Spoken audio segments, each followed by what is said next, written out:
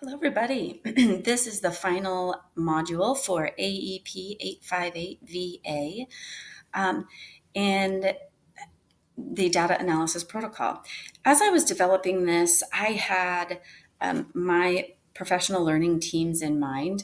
PLCs, or professional learning communities, are new to the district, and teachers are still a little unsure about what that looks like. Teachers, administrators, everybody is still working on getting the right protocols and making sure that everybody really understands the process. This year, we will have just implemented early release Wednesdays. And on that early release day, teachers will have 80 minutes to meet in their professional learning teams. But teachers are still learning this process and what the right work is. So as I created this protocol, my attempt is to really give clarity to what the PLTs should look like.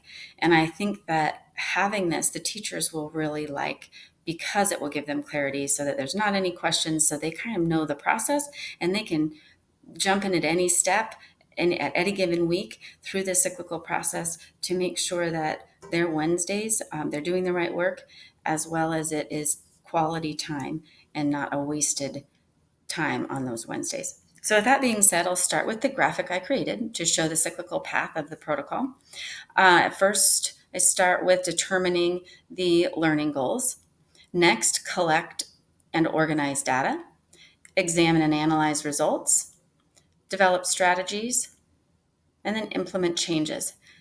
And once changes are implemented, the cycle doesn't stop there, but you've already determined that learning goal, which is why I have this like double cyclical motion here, because from here, after the changes have been implemented, you've got to go back and examine and analyze the results of those changes and the assessments that were taken during that time.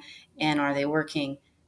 If they're not working, what strategies can you employ? So this would be continued in this process for each learning goal. And when it's time to determine a new learning goal, you're starting back up here. But you see that it's this cycle here is almost like a never-ending cycle. I also noted on here that these steps should be taken with cross-functional teams to ensure best results are acquired. This is basically stating that this is not something that should be done alone. This is something that should be done not just with grade level teams, but special education teachers, title teachers, principals, instructional coaches, whoever has those students and is involved in those students. The more heads you have together, the better results that you'll have, because ideas are better. So with that being said, here is the graphic organizer, the organizer that I would give to the teachers with the data analysis protocol, and it just breaks these steps up with some guiding questions. So I'll start with the first step, determine learning goals. And what I did is with each step, I linked it to the 4 PLC questions. And so I've underlined that under each step. The first one, determining learning goals, would fall under the what do you expect students to know and be able to do? And with that, you would ask questions such as, what standard do you expect to be met and to what level? And just to clarify that, an example might be multiplication is in 3rd grade. Well, you can't expect students to be able to know multiplication, all the multiplication facts within the first quarter, and really breaking that up would be a good strategy. So maybe within the first quarter, you're expecting them 0, 1s, 2s, and 5s. So that would be the level. Within the first quarter, we're expecting these students to be able to know this part of the standard. What foundational skills should you employ to teach the learning goal? And what is the time frame in which the goal should be met? Next step would be collect and organize data. So this is linked to how will you know the students learned? That's the PLC question. The following questions: what assessment tool or strategy will be used to assess the learning? How will the assessment be graded? Will that assessment be graded with a rubric? Points per question, etc. What is a collaboratively, everyone has to agree of how that's going to be assessed.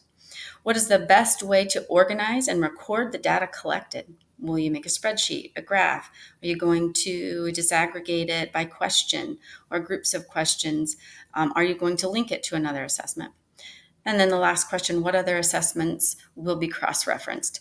And that refers to any pre-assessments, post-assessments, formative assessments, DIBELS, past, phonics, maps. What else are you linking this to get a full understanding of the learning?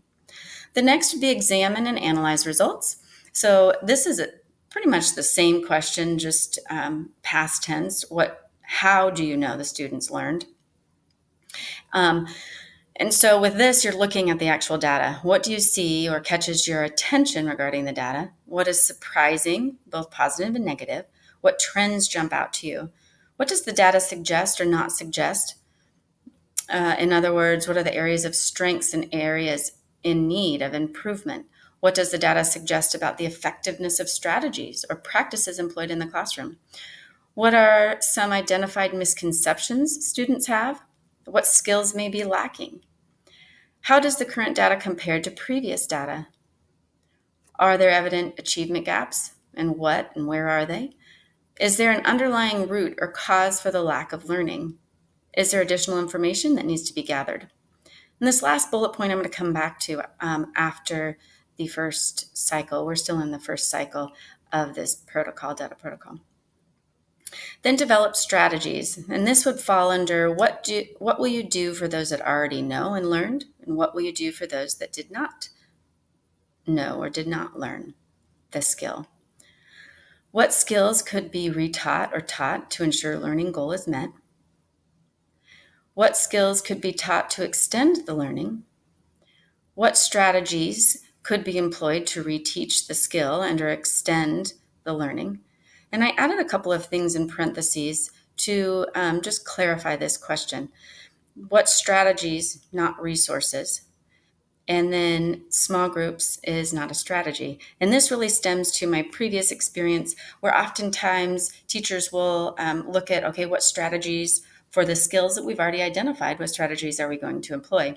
And then they'll start looking up resources maybe on Teacher Pay Teacher or within the purchased curriculum. And that's not what this is about. This is strategies. Are you going to employ a graphic organizer or a cooperative learning or group discussion? What strategies, not resources, will be used to reteach this?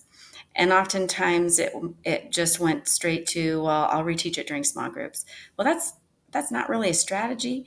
That's something that you can do. I mean, on one level, it's a strategy, but what strategy are you going to use within the small groups in order to reteach to ensure that the students reach that goal? What can be done to address the evident achievement gaps? What can be done to address the identified underlying root cause for the lack of learning? And then how will you assess and record the learning or the progress monitoring that's happening during this time? And that I put C, collect and organize data. So you'd go back to that collecting and organizing data where you're looking at what assessments are used, how are you going to organize so that you can go back and look and truly understand if learning is occurring with the strategies that you're putting in place.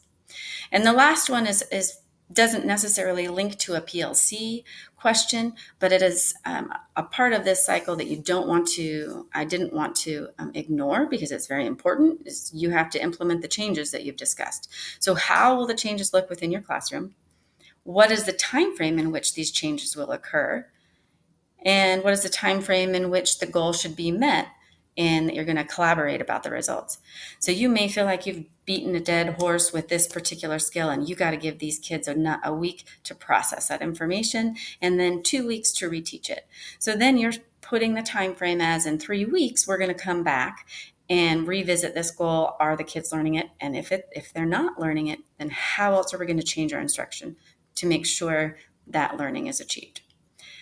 And so from here, you go back to that cyclical motion of coming back to examine and analyze the results. So after you've implemented the changes, you're coming back not all the way back to identify or determine the learning goals, because you've already done that, but you are examining and analyzing the results. So you'd come back to this section, and then I'm going to just bring your attention after, you look through all of these questions again, but this last one, this additional question after that first cycle is what went well and what did not go well in the implementation process. So maybe you created some things, a discussion, or maybe within classrooms, students changed classrooms. Did it go well? Did it not go well? And then how is it going to be changed? Going to that, develop strategies, and then implement changes,